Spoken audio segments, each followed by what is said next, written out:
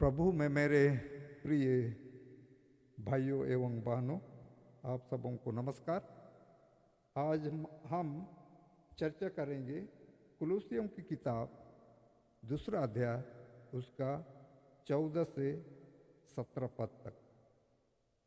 यहाँ इस तरह से लिखा है, और विधियों का वह लेख जो हमारे नाम पर और हमारे विरोध में था मिटा डाला और उसे क्रूस पर कीलों से जड़कर सामने से हटा दिया और अपने प्रधानताओं और अधिकारों को ऊपर से उतारकर उनका खुल्लम खुल्ला तमाशा बनाया और क्रूस के द्वारा उन पर जय जयकार की ध्वनि सुनाई।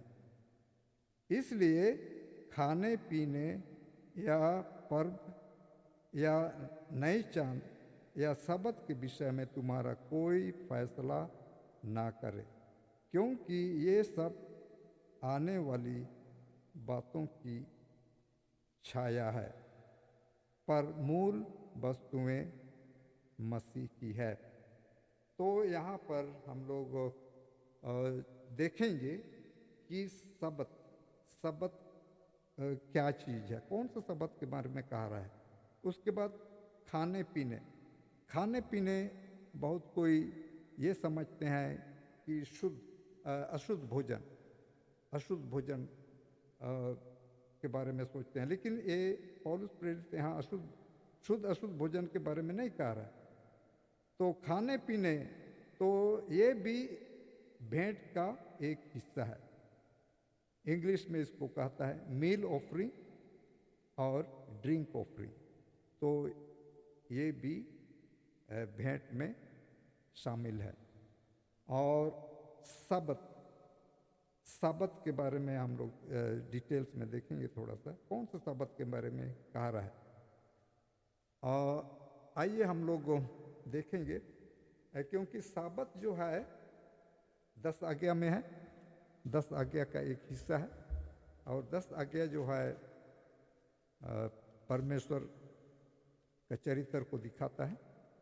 तो ये दो व्यवस्था में क्या क्या भिन्नता है उसको हम लोग देखेंगे। 10 आज्ञा और विधि व्यवस्था, 10 कमांडमेंट और सेरेमोनियल लॉ। तो सबसे पहले हम लोग देखेंगे 10 आज्ञा। 10 आज्ञा को याकूब दूसरा नाम भी दिया है। याकूब का किताब 2 अध्याय उसका 8 और 12 पद में कहता है राज व्यवस्था और स्वतंत्रता की व्यवस्था।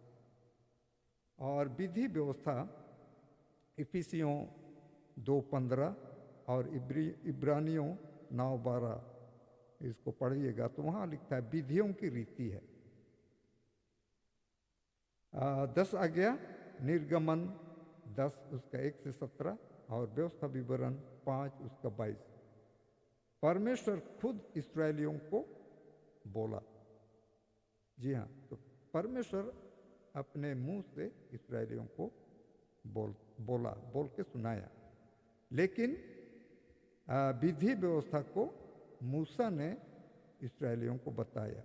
और ये बात आप पाएंगे लय व्यवस्था 1 उसका 1 से 3 और निर्गमन 24 उसका 3 पद में।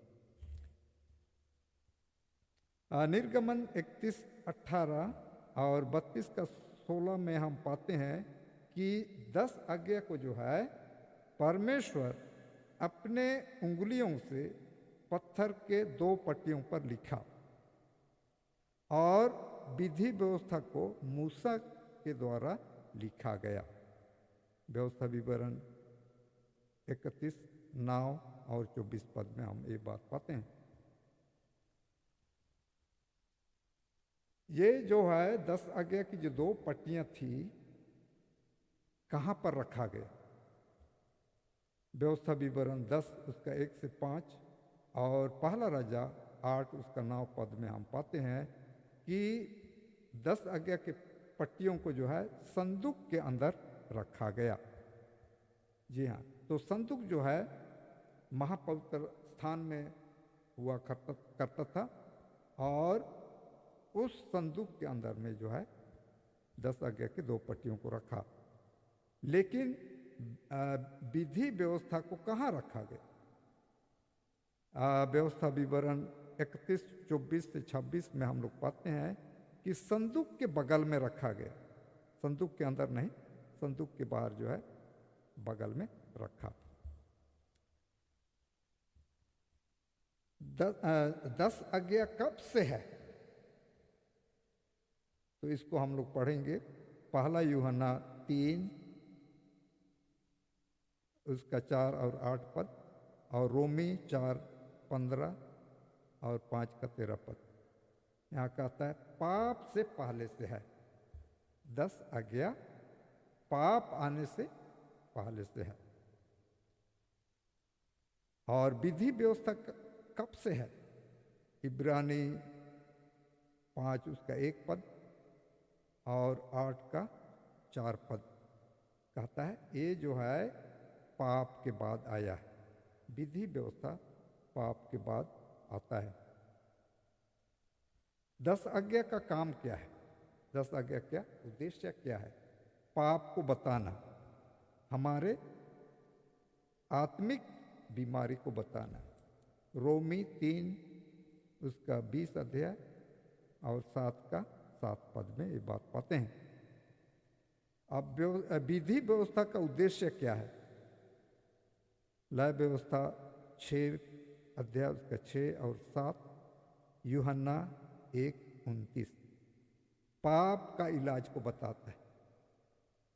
विधि व्यवस्था पाप का इलाज बताता है। पाप का इलाज क्या है? यीशु मसीह है। यीशु मसीह का लहू से हमारा पाप क्षमा होता है। तो ये इलाज है। भजन संहिता 19 उसका 7 पद और रोमियो 7:12 बताता है कि 10 आज्ञा जो है पवित्र है और स्थिर है। जिस तरह से परमेश्वर पवित्र है और स्थिर है, उसी तरह से उसका आज्ञा भी पवित्र और स्थिर है। विधि व्यवस्था बदलते रहता था। विधि व्यवस्था जब याजक लोग का मृत्यु हो जाती तो दूसरा याजक आता था। तो इस तरह से जो है इसमें व्यवस्था भी बदलते रहता था विधि व्यवस्था में, और ये जो है लोप हो गया। इसको हम लोग पाते हैं इब्रानियों 7 उसका 12, 18 और 19 पद। भजन संहिता 111 उसका 7 और 8 पद, मत्ती 5 उसका 18 पद, रोमियो 3:31 पद ये बताता है कि 10 आज्ञा जो है अनंत है, इटर्नल है। लेकिन विधि व्यवस्था जो है थोड़े समय के लिए था। कुलूसियों की पुस्तक 2 उसका 14 से 17 में हम लोग पाते हैं, और मत्ती 7:51 में भी हम लोग पाते हैं। मत्ती 7:51 में क्या पाते हैं कि जब यीशु मसीह क्रूस पर मरा तो वो जो पर्दा था मंदिर में, जो पवित्र स्थान और महापवित्र स्थान को अलग करता था, वो पर्दा जो है ऊपर से नीचे फट गया और पूरा पवित्र महापवित्र स्थान और पवित्र स्थान एक हो गया। मतलब जब पर्दा ऊपर से नीचे फट गया तो उसमें कोई वहाँ जो सेवकाई होता था वो भी बंद हो गया। और जब यीशु मसीह का जब मृत्यु हुआ क्रूस पर, तो उस घड़ी में मृत्यु हुआ जब संध्या का बलिदान चढ़ाते थे, पाप बलिदान चढ़ाते, तो उसी समय उसका मृत्यु भी होता है।